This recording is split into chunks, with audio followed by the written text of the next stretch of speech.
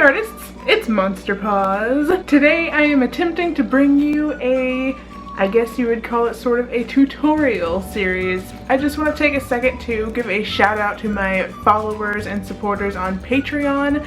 It is because of you guys that we are making this video. We actually hit our first goal within the first week of launching Patreon, which is amazing. Because we hit our $100 goal, I am now going to be making a series where I give you a tutorial on whatever technique you guys want to learn more about. For example, if you want to learn how I utilize reference images or where to find reference images, things like marker techniques and little tips and tricks on how to get like textures and fun details and things like that.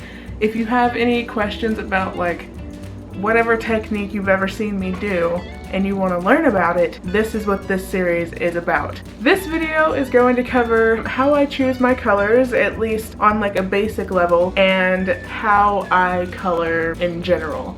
So I'm going to be working on a pretty small picture today, but this can be applied to huge drawings, like huge. We will be using Copic markers, and I'm going to assume in this video at least that you understand the Copic numbering system. If you want to get this line art, you can pledge on my Patreon. It is just $1 and you can cancel at any point. If you don't want to, I have plenty of other free line arts that you can download over on my DeviantArt page. I'll leave a link in the description below if you want to download one of those to color along with me. I'm going to take you guys over to my sketchbook and we're gonna get started. Let's go. For today, I'm using the sketchbook that I ordered from my Redbubble shop. I ended up liking my Aquarius piece from Inktober so much that I had to get it printed on a sketchbook. I already inked my picture. This was just a doodle that I was doing. I recommend always reserving a page or two in the back of your sketchbook for swatches and just scratch paper. Making swatches on scratch sheets of paper is a good way to determine which colors are going to go good together or not. The color palette for this drawing just kind of came to me. I just had the really strong urge to make a drawing with really saturated blues and greens and hues of pinks and reds in there. I don't know, I just decided to add that color palette to the doodle that I had already previously inked. After I decided I wanted the blue to be the most saturated color and also the darkest color in the hair, I decided to go for B04, which is Tahitian blue. I really loved the color and I started to play around with colors that would blend with that color. I played around with BG23 and a few other colors. What I found though was that B04 and BG23 didn't really blend well together because B04 is more saturated than B23 or BG23, and BG23 doesn't really blend well with B04. So I need a color to bridge the gap. So I chose BG13. BG13 is basically, I'm going to blend BG13 with B04 to blend the gap between B04 and BG23 because those colors will blend well together and create a better gradient. BG23 doesn't blend well with B04 because BG23, even though it is only 1 point lighter than B04, is 2 points less saturated than B04. By adding BG13, you're adding a bridge, basically, that's 1 point higher than B04, therefore allowing B04 and BG23 to blend well together. From there, I went on to swatch G12, G20, and G0.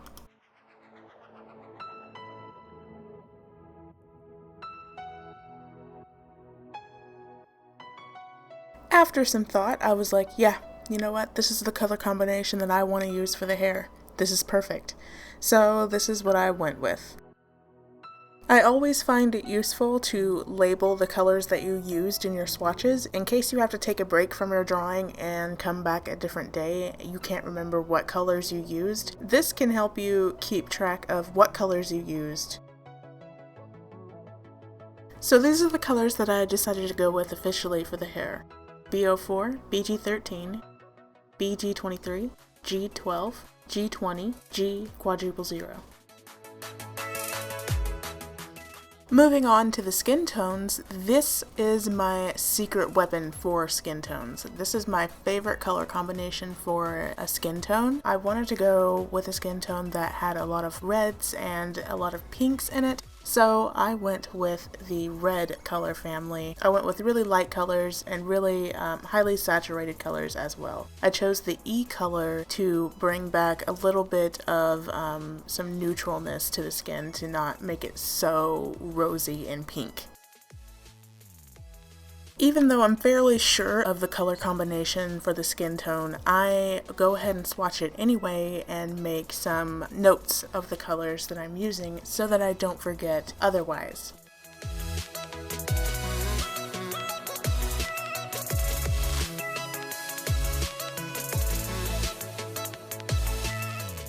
The colors that we'll be using for the skin tone will be R21, R11, R20, R01, ROO, and E00.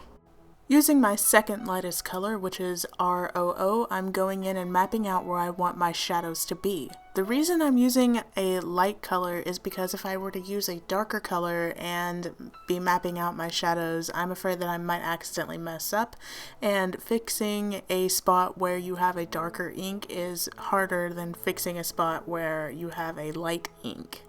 So if you're unsure about where to put your shadows, go in and map it out with a light marker first before you go in and commit with a darker marker.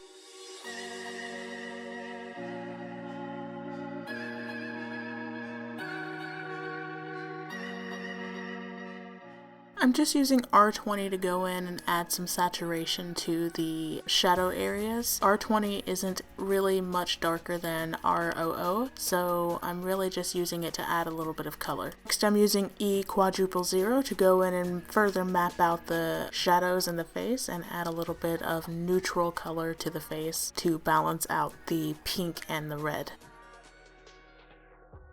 Then I'll be using R01 to strengthen the shadows in the cheek. Then use ROO to blend R01 out into E00.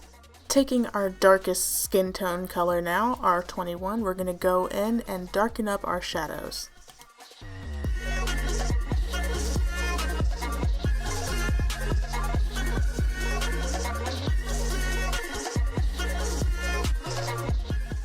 Once you have all your flat colors laid down, from this point on, it's a matter of blending back and forth between your light and your dark colors to achieve the skin tone that you want.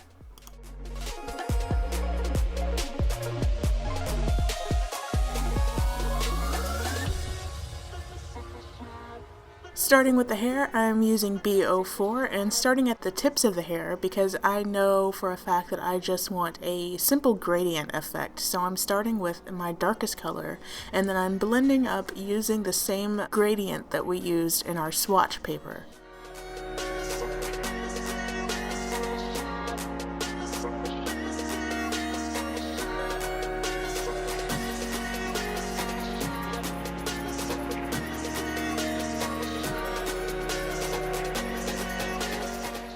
The same technique that we used on the face applies to the body as well. Map out your shadows using a light shade and then fill in your shades, gradually getting darker and darker and darker. I decided to add a little pop of red to the lips just for a little added effect, and I think this pretty much completes our drawing. If you like this piece, you can get it on my Redbubble shop as a print or print it on anything from a hoodie to a shirt to a pencil pouch to a sketchbook. If you're interested, the link is in the description below. I hope this video helped out some of you guys in choosing your colors and better understanding how to use your Copic markers. If it did, don't forget to smack that ass on that like button. And you can also follow me on Facebook, Twitter, Tumblr, Instagram, and Snapchat. All the links are in the description below. You can also subscribe.